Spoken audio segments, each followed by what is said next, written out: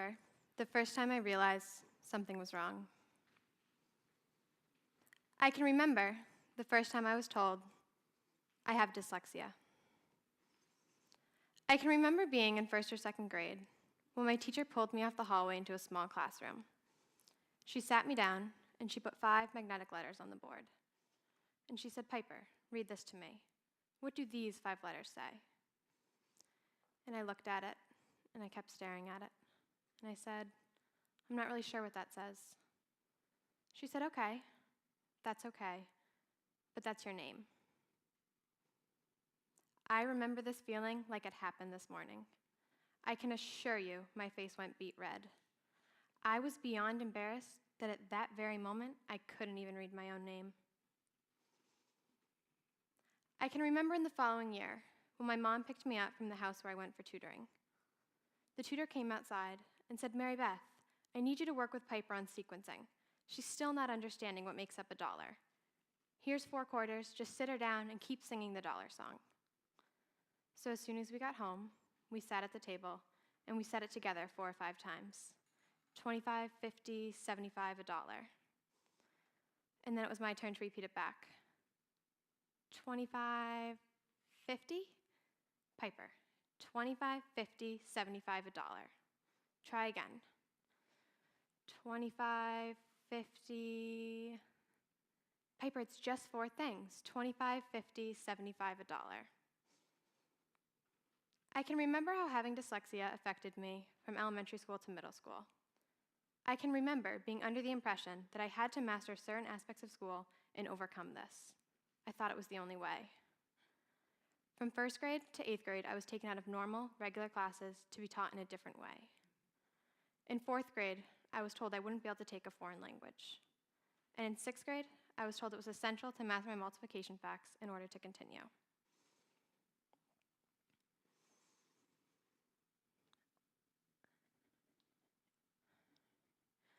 I did everything I could to try to graduate out of these programs they were putting me in. I knew I couldn't learn like the rest of you, but all I wanted to do was be in the normal, conventional classes with you. But as I sat there in my pink dress and flowered headband, I just didn't want to be different. I can remember fighting to get out of these classrooms. My parents helped me in every way they could to get me educated outside of the Kaplesville school system. I was repeatedly IQ tested because my results didn't make sense. It would come back in superior excellence in numerous categories. It really just came down to the fact that my brain worked in completely different ways than others. Come 8th grade, I saw one final doctor for one final IQ test. And his only conclusion, give the girl a calculator and a dictionary. After about a dozen meetings with my parents, teachers, instructional support advisors, and even the administration, I finally heard exactly what I wanted to hear. As long as you maintain your grades and advocate for yourself, you can graduate from the instructional support program. Even when I graduated, it's not like this all just went away. Every single day, I'm reminded that I still have dyslexia. For example, this summer, I worked on the food truck Mainly Burgers, being the cashier and taking people's burger orders. I spelled onions, U-N-I-O-N-S. And it wasn't until about 3 weeks later that the boys finally started to say, "Piper, did he want unions on that burger?" Or, "Piper, did Mary order a large union ring or a small union ring?" Sometimes I call my best friend Chelsea, ask her how to spell one word, and hang up. Spell check never knows what I'm trying to say. And my SAT scores. Those were fun. When the May SATs rolled around, I took them once with no prep, and my scores came back, and I got a 1350. I immediately called my mom, my dad, my brother, and cried to them about my 1350. Not one school I was looking into accepted scores remotely around a 1350. So for the second SATs, I did 2 hours of prep 3 times a week with a one-on-one tutor for a month. And my scores came back, and I got a 1350. 1350 was my destiny. And most recently, I was writing a letter to thank a college professor for meeting with me. just about 4 or 5 sentences. I wrote them once on a sticky note, revised it. Wrote it again on a sticky note, revised it. Then I circled words that looked like they were misspelled and Google searched them. Then I wrote the letter in pencil on the card, wrote over it in pen.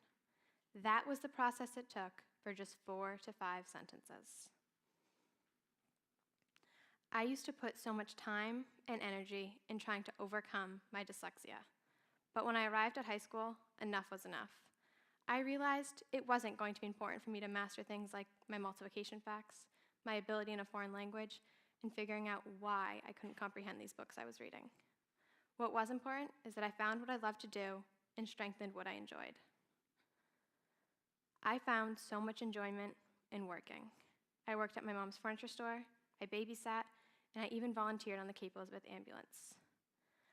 I found enjoyment in organizing events, helping to create one of the most memorable proms, and even help plan the event that you're sitting in right now. And most recently, I found that my creative brain is the one that suits me best. This past summer, I completed 250 hours of artwork at the Maine College of Art. And when I arrived for my senior year, I dropped math, science, and a foreign language. I found my passion, and at this very moment, I'm pursuing it. Next fall, I will be attending Savannah College of Art and Design, majoring in accessory design, and minoring in business. My challenge for each of you today is to find what you love, find what you enjoy, and pursue it. Work hard, eat well, and fall in love with everything. Thank you.